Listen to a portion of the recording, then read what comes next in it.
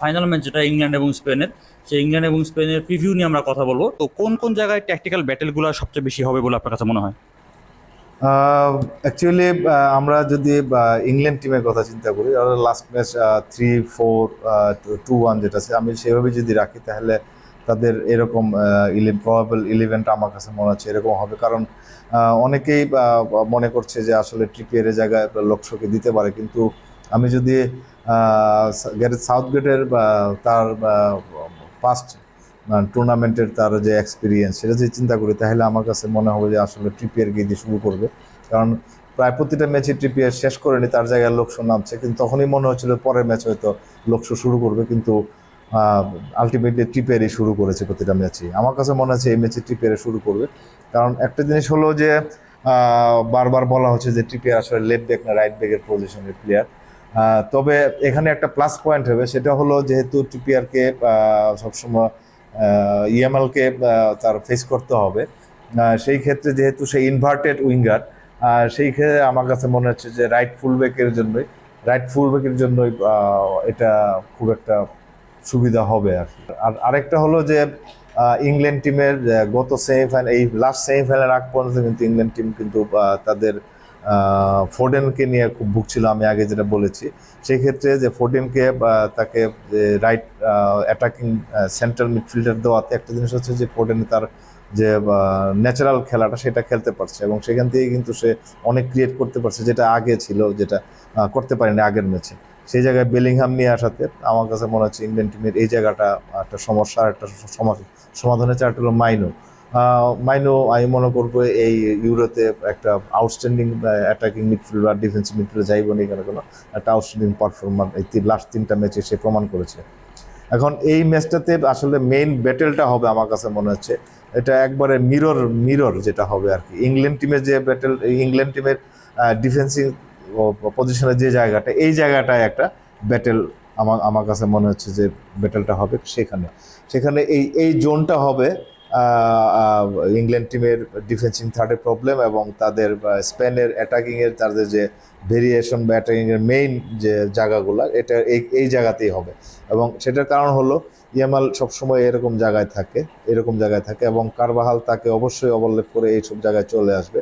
এবং এখানে যদি ট্রিপিয়ার যদি নেমে আসে এইসব জায়গায়, এবং তাকে গুয়ে যদি এখানে এই অবস্থায় থাকে, ঠিক এই অবস্থায় থাকবে, তাহলে এখানে অবশ্যই তাকে পিছন থেকে সাপোর্ট দেওয়ার জন্য রুইজ আসবে। এখানে রুইজ চলে আসলে তাহলে এই জোনটাতে অলমোস্ট 3 ভার্সেস 2 হয়ে গেল। এটার জন্য অবশ্যই আমি মনে করি যেহেতু ইয়ামাল ইনভার্টেড, তাকে স্পেস দিবে। রুইজ স্পেস দিলে যখন ইনভার্টেড হবে, তখন কিন্তু ইয়ামালকে ইনভার্টেড স্টার্ট হয়ে গেলে তখন কিন্তু ইয়ামালকে থামানো খুব মুশকিল। তো আমার কাছে যেটা মনে হচ্ছে অবশ্যই রাইস অথবা মাইনো, যেহেতু মোর অ্যাটাকিং, রাইসকে এই ইনভার্টেড যে জোনটা আছে এই জোনটাকে সবসময় থাকতে হবে। তাহলে এটা দুইটা সুবিধা হবে ইংল্যান্ড টিমের জন্য। এক নম্বর হলো যে তারা এখানে 3 ভার্সেস 3 করতে পারবে, এবং তাদের যে ইয়ামালের যে ইনভার্টেড যে মুভমেন্টগুলো সেগুলো স্টপ করতে পারবে। আরেকটা জিনিস স্প্যান করে, সেটা হলো মোরাতা যদি এইসব জোনে থাকে, এবং সেই ক্ষেত্রে আমি দেখেছি লাস্ট ম্যাচগুলোতে অলমো থাকবে এইসব জায়গায়। যেহেতু মোরাতা এখানে মোরাতা চলে আসলে অলমো চলে যাবে নাম্বার 9 পজিশনে, এবং ইয়ামালা চলে যায় এখানে। এই 3জনের একটা রোটেশন আমি প্রায় দেখেছি তাদের এই মুভমেন্টে, এবং এটা খুবই এফেক্টিভ। এটা বন্ধ করতে হবে আমি মনে করি, তাদের যে রোটেশনটা।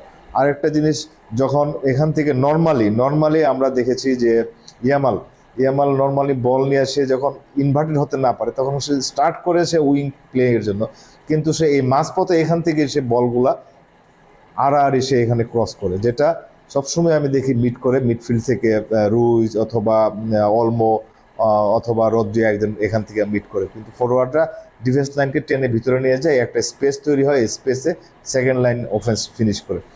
এই 2-3টা জিনিস আমার কাছে মনে হচ্ছে এইখানে অবশ্যই এফেক্টিভ হবে স্পেনের জন্য। এবং এটা যদি ইংল্যান্ড যদি জিততে চায়, তাহলে এটা অবশ্যই মানে এফেক্টিভলি বন্ধ করতে হবে। এবং অপর ক্ষেত্রে যদি আমি চিন্তা করি, তাহলে ইংল্যান্ডের অ্যাটাকিং ব্যাটেলটা কোথায় হবে সেটা যদি আমি চিন্তা করি, অবশ্যই আমার কাছে মনে হচ্ছে মিরর ব্যাটেল হবে। সেম ব্যাটেল কিন্তু অপর প্রান্তে হচ্ছে মাঠের, এবং এই প্রান্তেই একই ব্যাটেলটা হবে।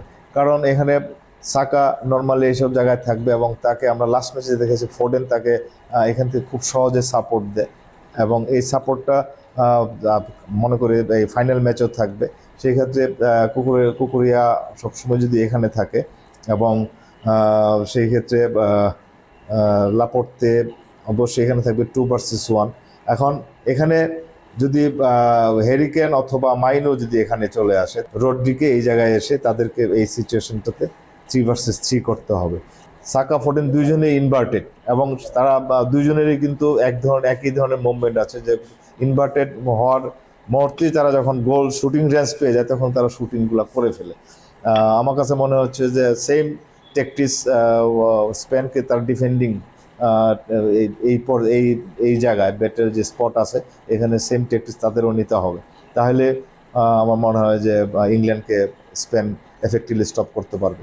ইউরোতে আমি আমার যেহেতু কোচিংয়ের বড় একটা লার্নিং, ইংল্যান্ড চ্যাম্পিয়ন হলে খুশি হতাম, কিন্তু আমার কাছে যদি বাস্তবতা চিন্তা করি তাহলে আমার কাছে মনে হয় স্পেন এই ম্যাচটা 2-1 জেতার সম্ভাবনা, জিতে যাবে।